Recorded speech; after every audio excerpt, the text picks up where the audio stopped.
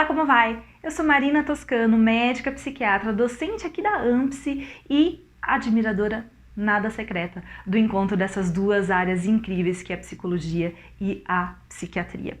Hoje nós vamos falar a segunda parte do vídeo sobre o transtorno depressivo maior aqui no Desce-migo, que é o seu melhor amigo, aquele que nunca te deixa na mão. Então, migo, vem cá.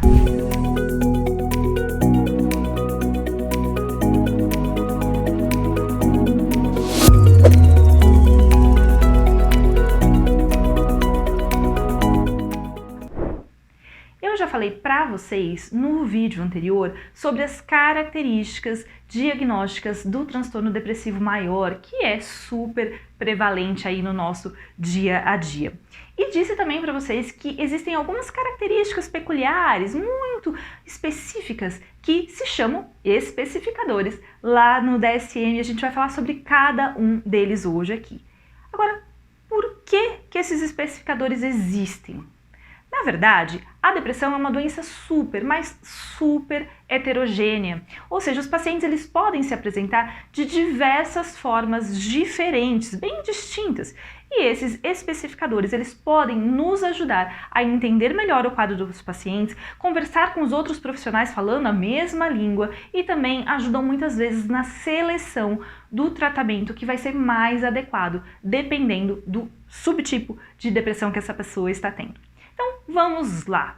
O primeiro especificador possível é o que a gente chama de com sintomas ansiosos, que seria algo que ficaria assim: transtorno depressivo maior com sintomas ansiosos.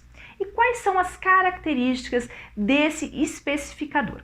Bom, são 2 ou mais de uma listinha, de novo, lista de sintomas, que são nervosismo ou tensão, sensação de inquietação, dificuldade de se concentrar devido a preocupações. Então, o paciente tem tanta preocupação que ele não consegue pensar. 4. Um temor terrível de que algo possa acontecer. 5. Sentimento de perder o controle sobre si mesmo, uma coisa bem ruim. Agora vamos a um outro especificador, que seria com características mistas. Então, transtorno depressivo maior com características mistas. Se assemelha bastante ao paciente que tem o transtorno afetivo bipolar, mas não fecha os critérios diagnósticos para este transtorno. Quem recebe esse especificador, ele precisa apresentar aí pelo menos 3 sintomas maníacos ou hipomaníacos durante o curso da depressão. Quais são esses sintomas? Então vamos lá. Um humor elevado ou expansivo, a autoestima inflada ou sensação de grandiosidade. Número 3, ficar mais falante que o habitual. 4, ter fuga de ideias ou pensamento muito acelerado.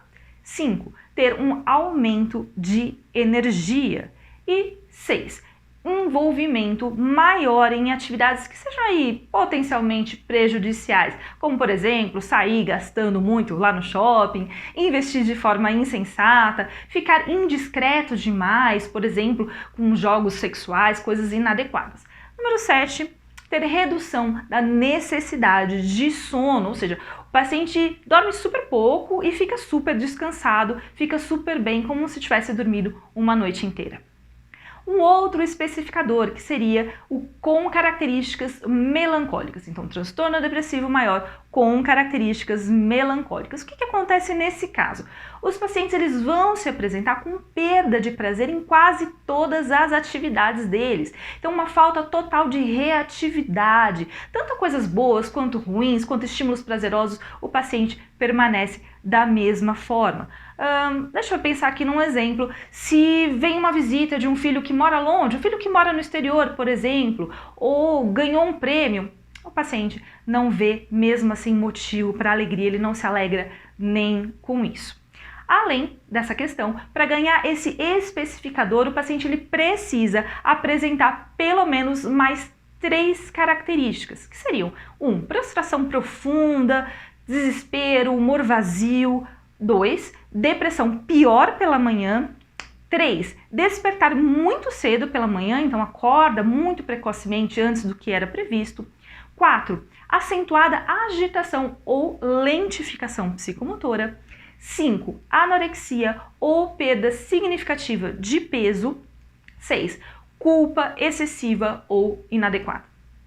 Agora vamos falar de um outro especificador, que seria o com características atípicas. Transtorno depressivo maior com características atípicas. Se caracteriza pela reatividade do humor, então ao contrário do melancólico, ou seja, quando uma coisa boa acontece, o paciente reage e ele consegue se alegrar. Além disso, você precisa de algumas outras características, como por exemplo, aumento de apetite ou ganho de peso, aumento de sono, e aí pelo menos 2 horinhas a mais do que o paciente costuma dormir, o que eles também podem chamar de paralisia de chumbo, que seria algo como se sentir pesado, com braços e pernas muito pesados. Além disso, sensibilidade aumentada para rejeição social. Então, os pacientes, eles podem apresentar aí 2 desses sintomas. O outro especificador que o DSM fala é o com características psicóticas, transtorno depressivo maior com características psicóticas. Ocorre quando existe a presença de delírios e alucinações, que podem ou não ser congruentes com o humor, ou seja, pode ter a ver com a depressão, uma coisa de ruína, uma coisa de que está dando tudo errado, ou às vezes fora do contexto depressivo. Existe um outro especificador que seria com catatonia, que os pacientes ficam catatônicos, é algo extremamente raro de se ver hoje em dia. Existe um outro especificador que, infelizmente, dessa vez não é nada raro, que é o com início no periparto, transtorno depressivo maior com início no periparto.